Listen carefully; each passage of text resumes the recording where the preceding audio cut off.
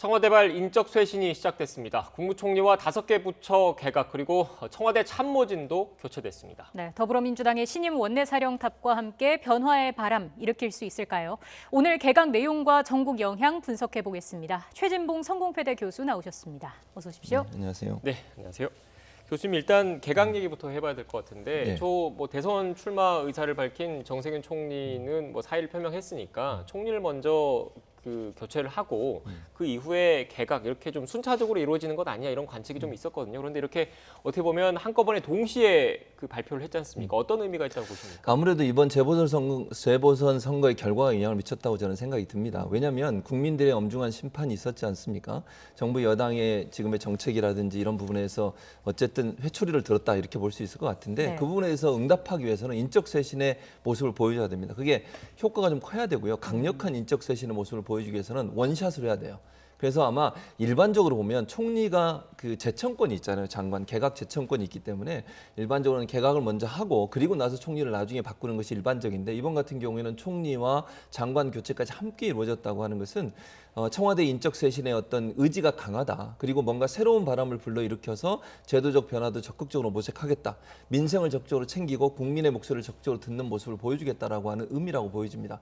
이번에 장관만 해도 5명이 바뀌었지 않습니까? 네. 이 정도면 중폭 개각이라고 할 수 있을 텐데 이런 과감한 개혁 또 어떤 쇄신 이런 모습이 인적 쇄신을 통해서 보여지는 게 필요하다는 판단을 했을 가능성. 즉 엄중한 민심의 어떤 그 경고에 대해서 청와대가 적극적으로 반응하는 모습을 보여주기 위해서 원샷으로 청와대 참모진까지 함께 교체한 게 아닌가 이렇게 보여집니다. 일단 또 후임 총리에는 김부겸 전 장관이 지명이 됐습니다. 네. 아무래도 좀 관리형, 통합형, 혁신 이런 키워드 중에서는 통합형에 좀 더 방점을 찍은 거라고 봐야 될까요? 그렇죠. 전임 두 총리 모두 다 호남 출신이십니다. 그런데 이번에는 김부겸 총리 같은 경우에 총리 지명자 같은 경우에 TK 출신 아니겠습니까? 네. 그리고 잘 아시는 것처럼 친문 비문으로 나눈 게 별 의미가 없을 수도 있지만 친문 색채가 강하지 않은 분이에요. 옅은 분이라고 볼 수 있기 때문에 제가 볼 때는 이제 여당에 대해서도 긍정적 메시지를 전달할 수 있고 또 탕평책이라고 하는 의미도 함께 포함된다고 볼 수 있어요. 또 김부겸 지금 전 장관 같은 경우에는 TK 지역에서도 당선이 돼서 국회의원도 했던 분이고 이런 면으로 본다고 하면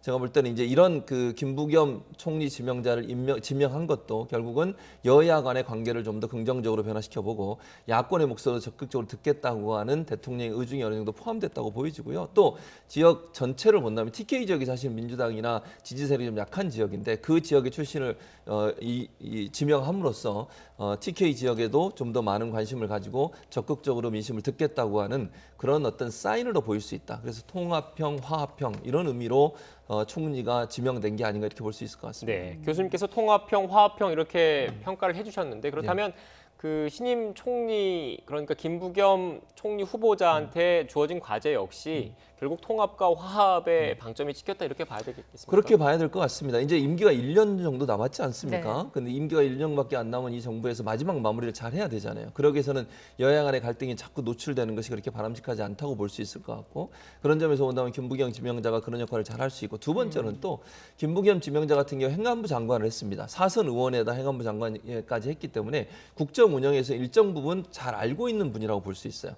두 번째로 우리 정부가 마지막으로 또 중점을 둬야 하는 게 민생 문제거든요. 부동산 문제, 그다음에 공정의 문제 이런 민생 문제도 중요하기 때문에 그 민생과 그다음에 여야의 협치 문제 이 문제를 두 마리 토끼를 잡을 수 있는 인물로 김부겸 전 장관이 선택됐다고 저는 보고 아마 김부겸 전 장관도 이제 임명이 되면 아마 이 두 가지 점을 중점적으로 아마 추진하지 않을까 이렇게 생각이 듭니다. 네, 교수님 연장선상에서 국무총리 같은 경우에는 일선 부처 장관과 달리 일선 부처 장관 같은 경우에는 인사청문회에서 여야 합의가 없더라도 대통령이 지명을 하면 임명을 할 수가 있지 않습니까? 그렇죠. 그런데 국무총리 같은 경우에는 국회 동의를 얻어야 되는 맞습니다. 사안인 거잖아요. 네.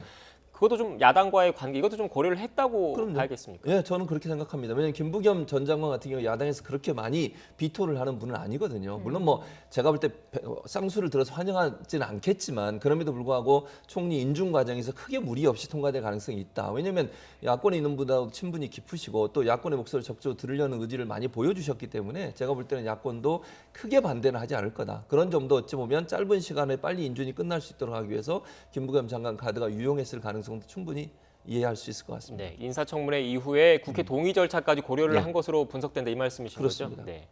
자, 이번에 장관과 그 참모 부처도 관련해서 얘기를 좀 더 구체적으로 해보겠습니다. 예상대로 5개 부처의 변화가 생겼습니다. 경제부처 중심으로 쇄신이 지금 이루어진 상태인 그렇습니다. 대체적으로 경제부처 중심으로 이루어진 이유는 아무래도 이 부동산 문제, 이 문제가 가장 중요하다고 저는 생각을 해요. 지금 현재 뭐 1년 정도밖에 안 남은 이 정부에서 마지막에 마무리를 잘 하려면 국정 동력을 잃지 말아야 되는데 국민적 민심의 지지를 얻기 위해서는 부동산 문제를 확실하게 잡아야 됩니다. 그렇지 않으면 사실 어렵다고 볼 수 있고 두 번째는 이제 방역과 관련된 문제예요. 코로나19가 계속되고 있기 때문에 이번에 방역기획관이라는 자리가 새로 만들어졌거든요. 거기에 이제 김모란 교수가 임명이 됐는데 이런 부분으로 본다고 하면 방역 그리고 또 하나는 아까 말씀드린 것처럼 경제 분야 이 두 분야가 이번 정부 마지막을 마무리하는데 가장 중점적으로 관심을 가질 부분이라고 볼 수 있을 것 같습니다. 그래서 부동산을 중심으로 하는 경제 문제에 좀 더 민생이 안정되도록 하기 위해서 또 하나는 민생과 밀접하게 연관된 게 방역 관련 문제거든요.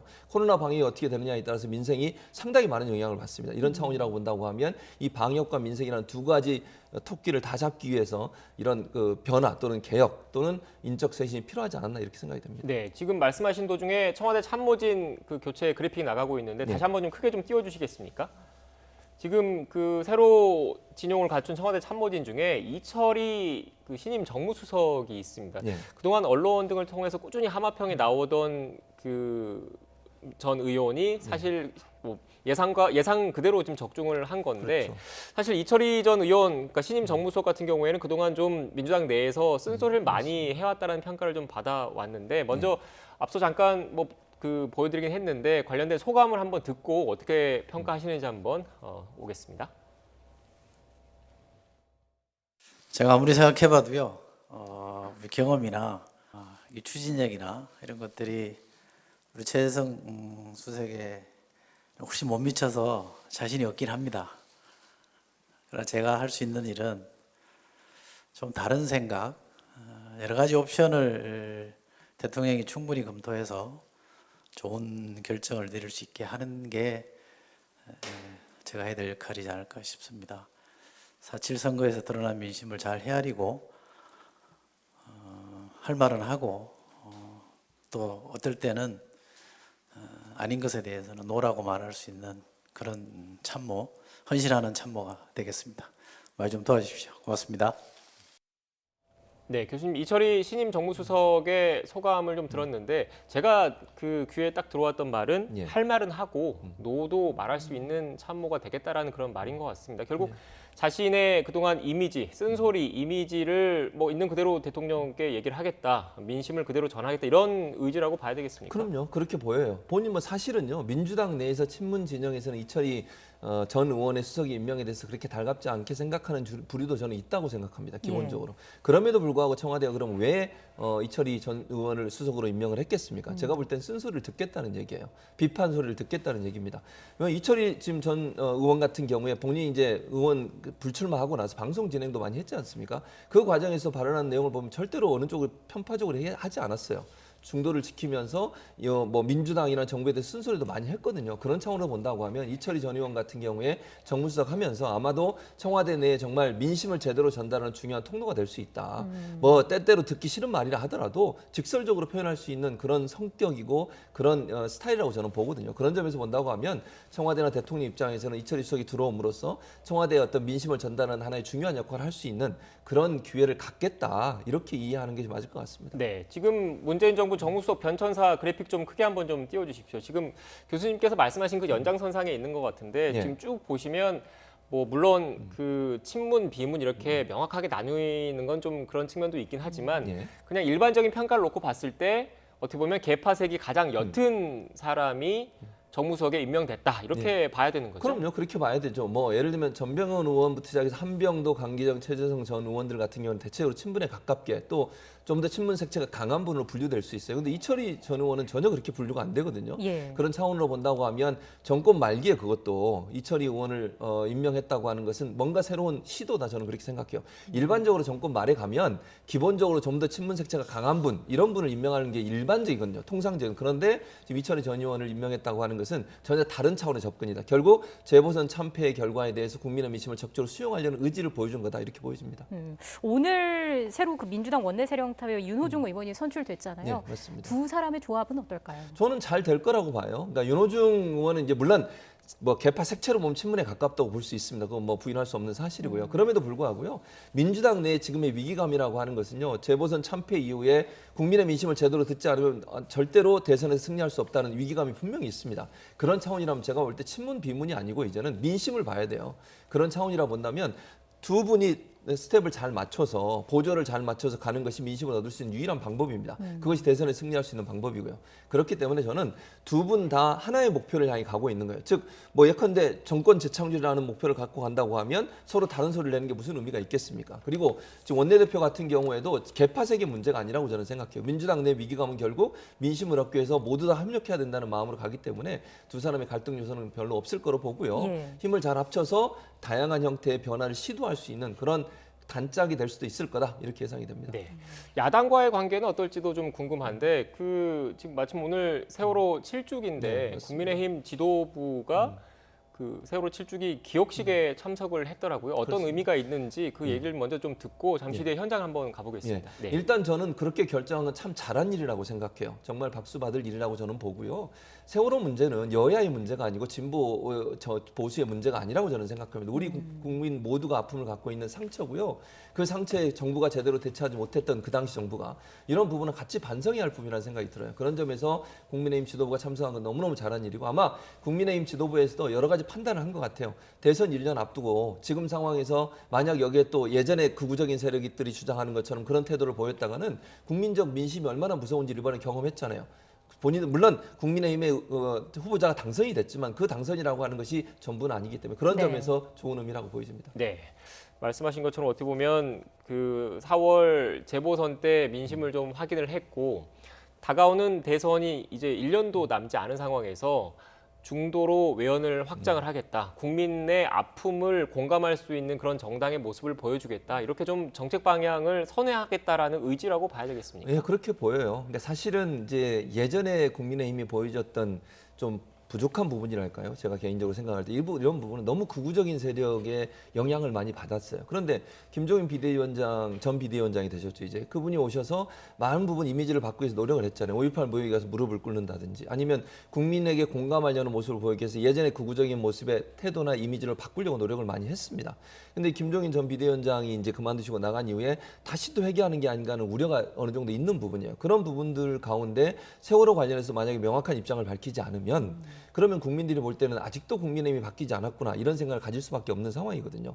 그런 점에서 본다면 국민 모두의 아픔입니다. 세월호가 누가 지금 그 세월호의 아픔에 대해서 공감하시는 분들이 이념적 문제 때문에 아파하시는 게 아니잖아요. 정말 별이 되어간 그 많은 학생들, 그 학생들의 안타까움 때문에 가슴 아파하는 거고 그 상태에서 그 당시에 정부가 제대로 대처하지 못한 부분에 분노하고 있는 겁니다. 그렇다면 그 부분에서 공감하지 않는다면 민심을 제대로 읽지 못하는 거예요. 그런 점에서 아마 국민의 입장에서는 태도를 바꾼 게 아닌가. 그래서 국민들이 아파하는 부분에 함께 아파하는 것이 곧 민심이고 그걸 통해서 대선에서의 본인들의 어떤 중도 확장력을 넓히려는 의도 이런 부분들이 종합적으로 작용해서 참석을 결정한 게 아닌가 이렇게 보여집니다. 네.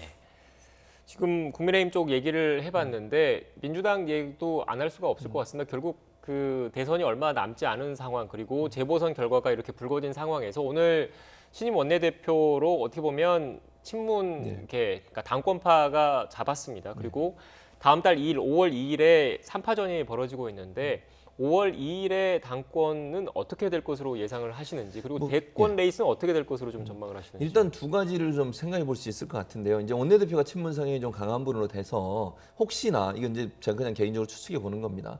여러 가지 대표에서는 또 친문 색채가 좀 약한 분이 되지 않을까 하는 이런 생각도 들고요. 또 반대로 이제 대선을 이제 관리해야 되는 상황이거든요. 이제 후보가 대표가 되면 그래서 대표가 대권을 잘 관리할 수 있는 그런 능력을 갖고 있고 중립적 성향이 있는 분이 좀 되지 않을까 하는 생각도 있습니다. 다만 이번에 이제 그 권리당원들이 많이 투표에 참여하시기 때문에 네. 그래도 어쨌든 친문 진영의 지지를 어느 정도 받지 못하면 사실은 당선되기 어려운 부분이 있어요. 그래서 여기서 어떤 결과가 나올지 좀 지켜봐야 될 것 같은데 뭐 여러 가지 변수는 저는 있다고 봅니다. 그리고 아까 말씀드린 것처럼 기본적으로 대표와 원내대표가 약간 친문, 비문 이렇게 구성되는 경우들이 있기 때문에 그런 변수도 충분히 작용할 가능성이 있다고 저는 보여지고요.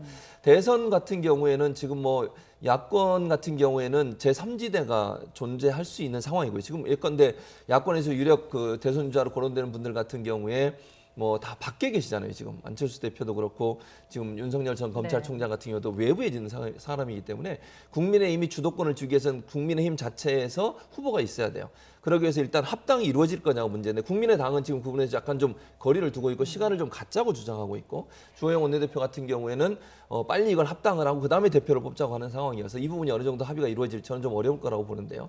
그럼 반대로 이제 여권 같은 경우에는 어느 정도 이제 뭐 2강 구도에서 1강 1약이 돼버렸는데 어쨌든 2강 구도가 된 상태에 정세균 총리까지 지금 대권 출마를 선언할 가능성이 있어서 컨벤션 효과가 어느 정도 나오는지 좀 지켜봐야 될 것 같아요. 그러니까 정세균 총리가 대선에 출마하겠다고 선언하고 난 다음에 어느 정도의 컨벤션 효과를 통해서 지지율을 끌어올리느냐가 양강 구도로 갈 거냐 아니면 1강 2약이나 2중으로 갈 거냐 하는 부분이 결정될 것으로 생각이 됩니다. 네, 지금 그래픽을 좀 다시 한번 크게 좀 띄워주시겠습니까? 사실 그동안 정세균 그 전 총리가 계속 이런 여론조사에 이름이 거론되긴 했지만 지지율이 그렇게 크게 높지는 않았거든요. 그런데 그렇습니다. 지금 어떻게 보면 신임 총리 후보가 지명된 상태이고 사실상 지금부터 본격적으로 대권 레이스에 뛰어든 거잖아요. 그렇죠. 앞으로 이 지지율 추이가 어떻게 될 것으로 보십니까? 그래서 이제 첫 번째로 본인이 이제 대권에 나가겠다고 하는 선언을 한 이후에 첫 번째 여론조사가 중요하다고 생각해요. 그게 이제 컨벤션 효과거든요. 본인이 선언을 했는데 뭐 윤석열 전 총장은 저는 마찬가지라는 생각이 들어요. 그 지지율이 본인이 그만두고 나왔을 때 확 뛰어서 그게 계속 유지되고 있잖아요. 저렇게 되면 대권 후보로서의 어느 정도 영향력을 계속 유지할 수 있지만 만약에 정세균 이제 총리가 본인이 그만두시가 전 총리가 컨벤션 효과를 누리지 못한다고 하면 제가 볼 때 반등하기 상당히 한계가 있을 가능성이 있습니다. 일정 부분 컨벤션 효과에서 어느 정도의 의미 있는 변화를 이루어내야 그게 추동력이 돼서 앞으로 발전 가능, 즉 지지율이 올라갈 가능성이 있을 텐데 그 부분이 이제 첫 번째 저는 키라고 보고요. 두 번째는 이낙연, 정세균 두 분 중에 한 분으로 표가 몰아지느냐의 문제예요. 이재명 지사를 지지하는 측은 어느 정도 공고하게 자리 잡고 있다고 볼 수 있거든요. 그런데 친문 진영이 그러면 정세균, 이낙연 두 분 중에 어느 한쪽으로 표를 몰아준다고 하면 이 강체제로 갈 가능성은 충분히 있죠. 그러니까 지금까지는 그걸 아직까지 그 친문들의 민심을 제대로 파악할 수 없기 때문에 단정적으로 말씀드릴 수 없지만 컨벤션 효과에서 정세균 총리가 어느 정도 유의미한 결과를 만들어낸다고 하면 도약의 발판을 마련할 수 있을 거로 보여집니다. 네, 친문의 민심을 말씀하셔서 마지막으로 이 질문 하나 더 드리겠습니다. 어제 이재명 경기도지사가 물론 실무 차원의 검토 그리고 뭐 중앙정부와의 협의 이런 여러 단서가 좀 달리긴 했지만 백신 접종과 관련해서 독자적인 그런 움직임을 보일 수 있다라는 언급이 있었습니다. 그런데 이게 중앙정부 입장 그리고 현 그 여권 입장, 문재인 대통령 입장에서는 어떻게 보면 좀 껄끄러울 수밖에 없는 언급이거든요. 이렇게 발언을 한 배경 뭐라고 보십니까? 두 가지 의미가 있다고 저는 봐요. 그러니까 하나는 첫 번째는 방역에 좀 더 속도를 내고 그다음에 지금 현재 사실 백신 문제 때문에 여러 가지 논란이 있고 현 정부에서 백신 수급에 이제 차질이 조금 생기면서 국민적인 어떤 그 뭐 실망감이나 이런 부분이 좀 높아진 상황이잖아요. 그 부분을 파고들려는 전략이 첫 번째 있을 거다. 결국은 백신을 좀 더 빨리 빠른 시간 안에 가능한 모든 수단을 동원해서 도입하는 게 필요하다고 하는 부분에 대한 경각심을 불어 넣어줘서 차별화를 일단 시키는 전략이 있을 거고요. 두 번째 그럼에도 불구하고 단서를 반드시 달았어요. 중앙정부와 함께하겠다. 이게 주는 메시지가 저는 또 있다고 봐요.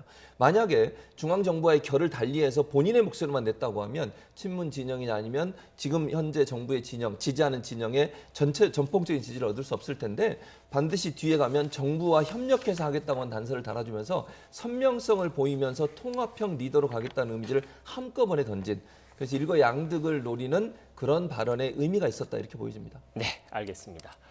지금까지 최진봉 성공회대 교수와 함께 관련된 이야기 나눴습니다. 오늘 말씀 고맙습니다. 감사합니다.